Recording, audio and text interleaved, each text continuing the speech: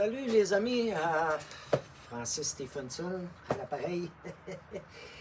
Bienvenue au deuxième épisode, à ma deuxième capsule sur les chroniques d'un ange perdu.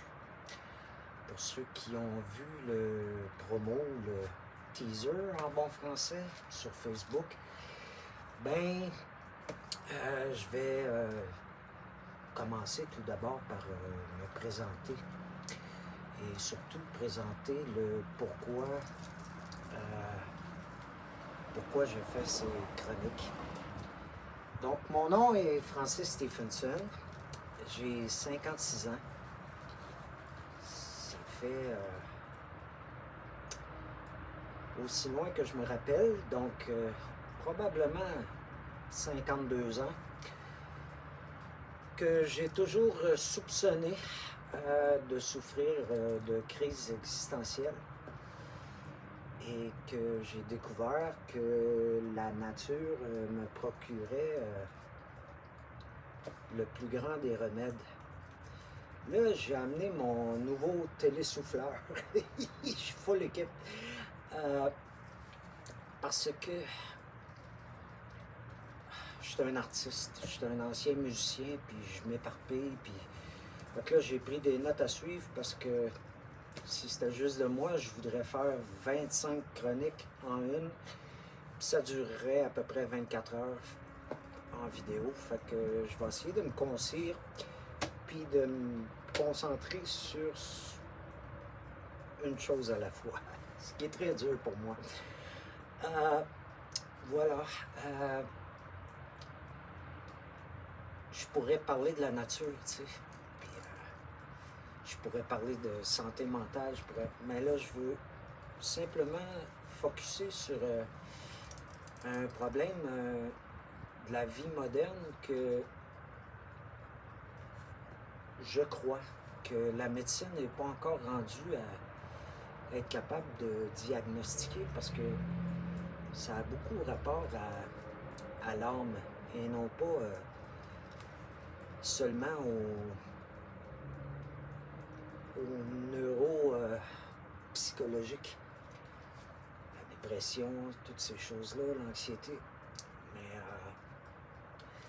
je voulais commencer par ce que moi, j'ai observé en moi au fil de toute ma vie jusqu'à maintenant, pour vous élaborer tous les symptômes qui me sont venus en chronologie, mon Dieu, de l'enfance jusqu'à maintenant. Désolé pour le son. Je voulais faire une capsule en plein bois. Tantôt à la fin de l'épisode, je vais vous expliquer pourquoi que je suis dans mon garage avec des 4 roues puis de l'équipement de plein air parce que je trouvais que ça faisait un fond d'écran adéquat puis un raccord avec la nature. Donc, c'est ça. Ce que je veux établir, puis peut-être tenter d'éclairer aujourd'hui pour ceux qui m'écoutent et puis qui cherchent toujours des réponses, je vais tenter de vous éclairer avec les réponses que moi j'ai trouvées par rapport aux crises existentielles. Je vais vous élaborer des symptômes.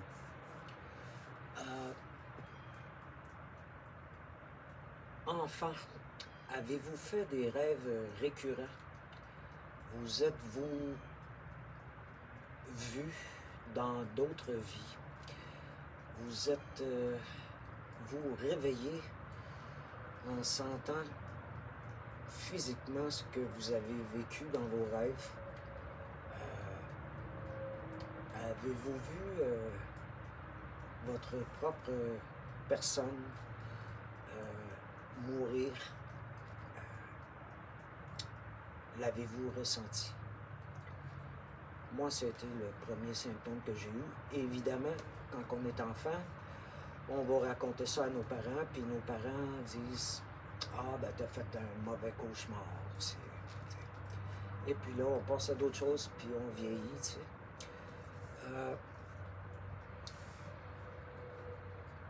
Justement, en vieillissant, adolescent, fin enfance, je dirais, tu sais, quand on commence à raisonner, on se demande, en tout cas, moi, je me demandais, qu'est-ce que je fais ici? Ça donne quoi d'être venu au monde si on est pour décéder? Donc, c'est des questions que je me posais très sérieusement, puis que curieusement, même en bas âge, je savais qu'il n'y avait pas de réponse, puis que même si cette fois-ci, j'allais voir mes parents, ils me disaient, ben voyons, t'as pas d'affaire à penser à ça, là, tes parents t'aiment, blablabla. Ça a été mon deuxième signal, si vous voulez, ou symptôme. Par la suite, petit à petit, j'ai découvert que j'étais hyper sensible. C'est-à-dire que des choses qui, pour un enfant ou une personne, choqueraient ou les feraient pleurer pendant 1 minute, moi, ça me prenait plusieurs heures et j'avais la faculté de pardonner, mais j'étais pas capable d'oublier ma peine due à l'hypersensibilité. Et puis, un autre symptôme qui peut être apparent, c'est... je pense que j'avais environ 17 ans, j'ai découvert que j'avais aussi des facultés d'hyper sensorialité et de perception. C'est-à-dire que tous mes sens, dans mon cas, beaucoup l'ouïe et le toucher,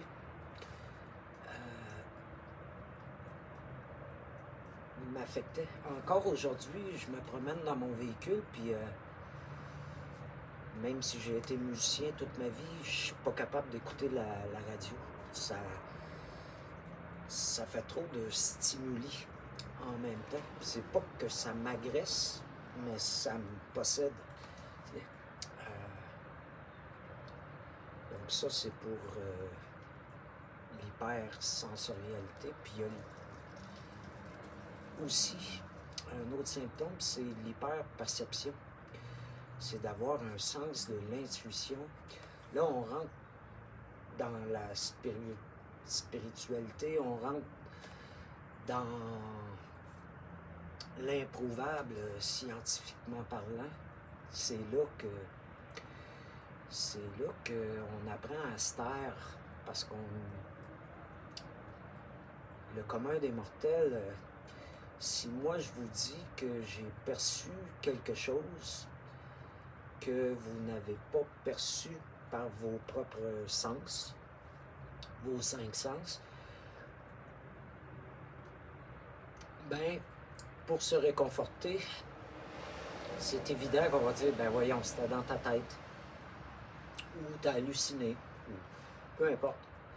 Fait que tu te tais, puis tu dis, ouais, ils doivent avoir raison. Puis au fil du temps, ben, tu continues à les percevoir, ces choses-là. Puis je pense que l'énergie que ça en dégage t'attire d'autres énergies. C'est comme si je vous dirais, moi j'ai un radio, un CB, un walkie-talkie, mais il est plus fort que le tien. Puis tu es à côté de moi avec le tien, moi j'ai le mien, puis moi je reçois un message. Mais toi, tu ne l'as pas. Mais tu l'entends, là, mon message, tu es à côté de moi. Donc là, tu vas me croire. Mais si tu n'étais pas à côté de moi, tu me dirais, ben voyons donc, t'entends des voix. T'sais. Ce qui fait que on s'isole, on se tait, on se dit qu'on n'est pas normal. Et puis, au fil du temps, ben, on développe un sentiment de non-appartenance. Et puis ça nous affecte dans la vie de tous les jours. À partir de ce moment-là, on a l'impression d'être seul au monde, que pas personne puisse nous comprendre. Et puis, ça peut même nous arriver, si vous êtes le genre de personne qui sortez dans un bar le soir, ou aller au restaurant, ou aller dans des soupers d'amis, puis vous trouvez ça très agréable, mais on dirait que ce que vous voudriez vraiment dire, vous ne pouvez pas le dire. Donc, vous vous sentez, comme on dirait en anglais, alone in the crowd, tu sais. C'est un autre symptôme. Du mal de vivre, de la crise existentielle, tu sais. Et avec le temps, ben, on se met à regarder au ciel, puis on se met à se demander si on n'est pas une erreur biologique. Comme si on était pris entre l'arbre et l'écorce, donc entre ciel et terre. D'où le titre de mes chroniques. C'est un jeu de mots sur l'ange déchu. C'est comme un ange qui n'avait pas d'ailes, mais qui voudrait s'envoler parce qu'il n'est pas bien sur terre. Tu sais? Ça, c'est les symptômes que moi j'ai rencontrés. Alors, si ça vous parle, si ça résonne en vous, ben, vous êtes sur la bonne chaîne. Au fil du temps, on va développer chacun de ces aspects-là par l'entremise, justement, des bienfaits de la nature, parce que je suis allé consulter des psychologues, des psychiatres. J'ai demandé des conseils de tout le monde. Il n'y a jamais personne qui a réussi à m'apaiser, à satisfaire vraiment mes réponses. Je ne prétends pas du tout être psychiatre, psychologue, guide, peu importe. Je veux simplement vous partager ce que moi, j'ai ressenti au haut de mes 56 ans d'existence jusqu'à maintenant. Quand on devient adulte, on n'a pas le choix, il faut embarquer dans ce qu'on appelle la matrice, dans la vie adulte, c'est-à-dire travailler, se mettre un cadran, aller faire l'épicerie, prendre soin de son ménage, de son logis, de faire un paquet de tâches. Et puis, moi, par rapport à la matrice, il y a un matin, ça a été très révélateur. Je me suis mis les 2 pieds par terre en me levant. J'ai fait stop sur mon cadran. J'ai fait comme, je suis plus capable. Je suis plus capable. Je suis plus capable de fonctionner dans la matrice avec tous les doutes, les questionnements que j'ai. Donc ça a été je dirais, l'élément déclencheur de ma quête à essayer de comprendre. Ça fait pas de problème. Ce que je vous explique, là, ça date de une dizaine d'années. Et surtout dans les 5 dernières années, j'ai fait une grosse introspection pour tenter de comprendre le plus possible, parce qu'on ne peut jamais vraiment comprendre à 100% pourquoi on existe. Mais on peut trouver des chemins qui nous guident. Parfois, on les essaie, puis on réalise que, whoop, et boy, non, c'était pas le bon chemin. Alors moi, ce que je vais tenter de vous faire, c'est, si vous essayez un chemin, puis vous me rencontrez de face, je vais vous expliquer toutes mes erreurs, tout ce que moi j'ai vu sur ce chemin-là, peut-être que c'est le bon chemin pour vous.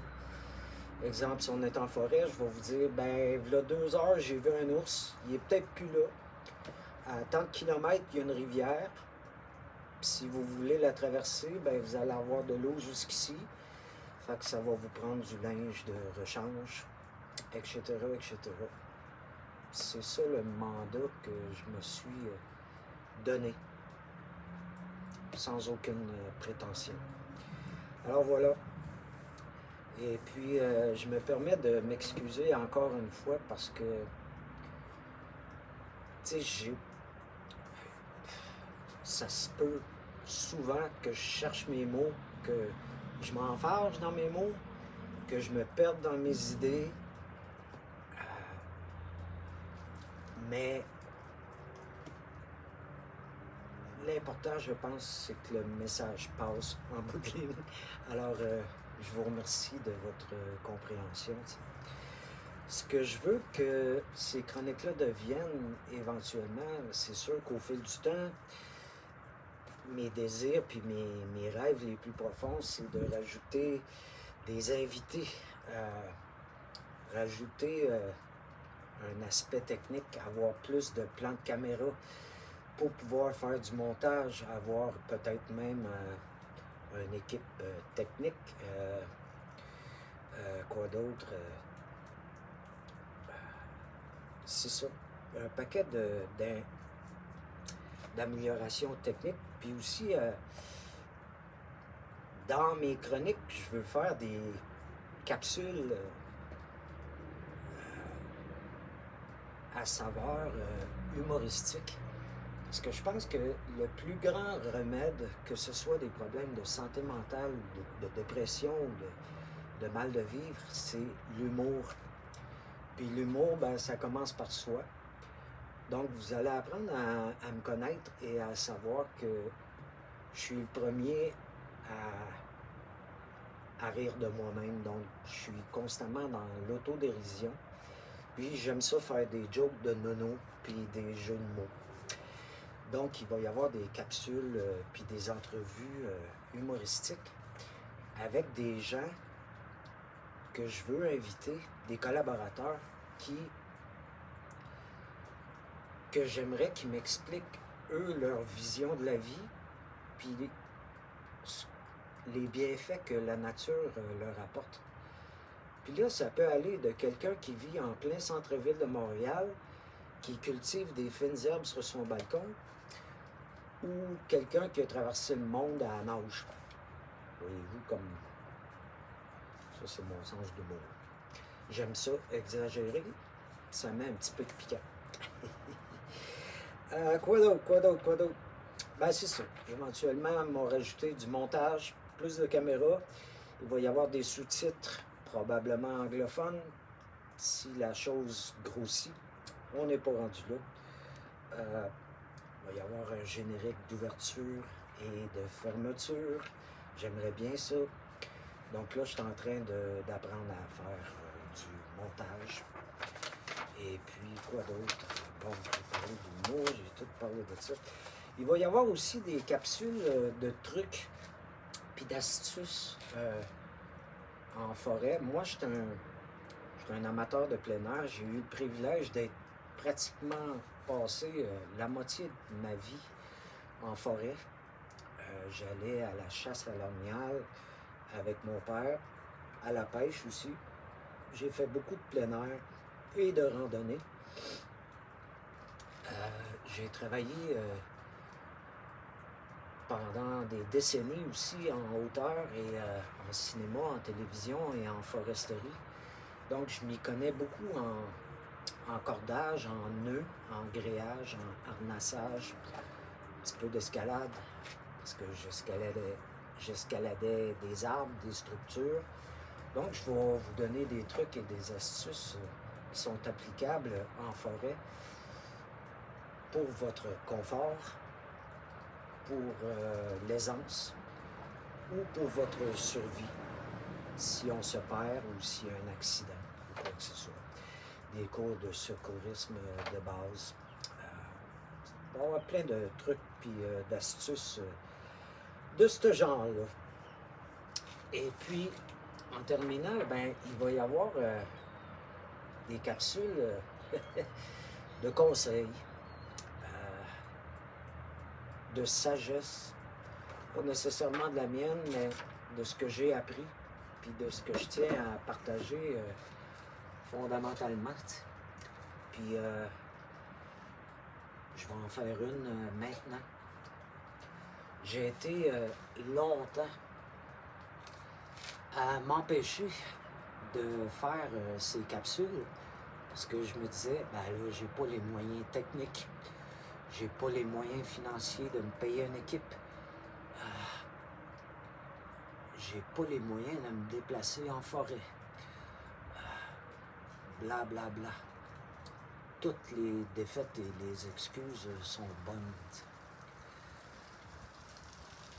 En tout début d'émission, je vous parlais que je suis dans le garage avec des équipements de plein air. C'était pas ma première intention. Je voulais attendre de pouvoir aller en forêt. Parce que je trouverais que ça ferait bien plus rapport avec mes chroniques. Sauf que j'avais pas les moyens techniques et financiers de le faire aujourd'hui. Donc, je me suis replié dans le garage à côté d'un 4 roues, puis avec un canot au-dessus de ma tête, puis plein d'équipements de plein air qui me servent quand je vais en nature. Est-ce que ça change le contenu de ce que j'aurais dit d'être en forêt ou dans mon garage? Absolument pas. Ça change simplement le contenant. Tout ça pour dire que c'est quoi je voulais dire? C'est quoi je voulais dire? Pour consulter mon télésouffleur.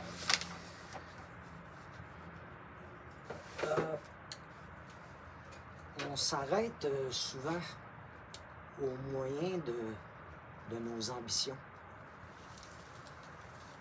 Mais c'est pas ça qui compte. Ce qui compte vraiment, c'est le moyen de notre imagination. Ouf, je pense que je viens de me faire mal. Oh, OK. Pause, réflexion. Là, normalement, j'aurais ajouté en montage des criquettes. T'sais. Fait que je vous demande, pause 5 secondes, puis imaginez-vous des criquettes. Alors voilà.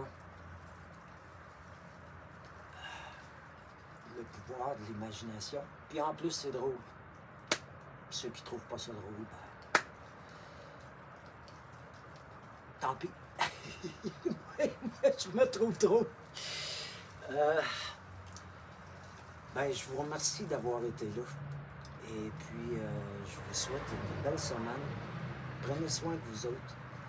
Puis je vous tiens au courant sur les réseaux sociaux, Facebook. Pour l'instant, je fais des promos sur Facebook. Encore une fois, je vous rappelle,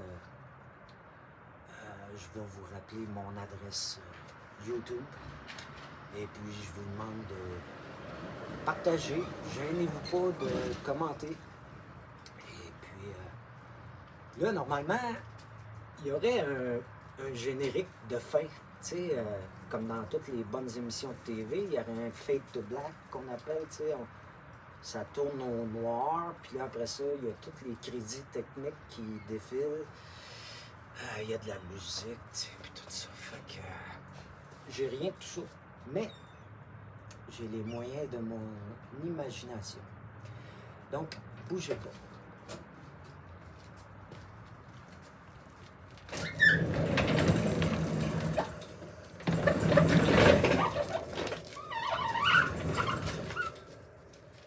Alors, j'ai fermé la porte du garage. On va fermer la lumière. Il fait encore clair, mais imaginez-vous qu'il fait noir, OK? Là, comment je pourrais dire ça? Là, mettons que c'est noir, puis là, il y a les crédits techniques qui passent en blanc. Fait que là, ça serait écrit un tel, un tel, un tel. Mais là, c'est pas compliqué. Crédit technique, moi, pour toute la gang.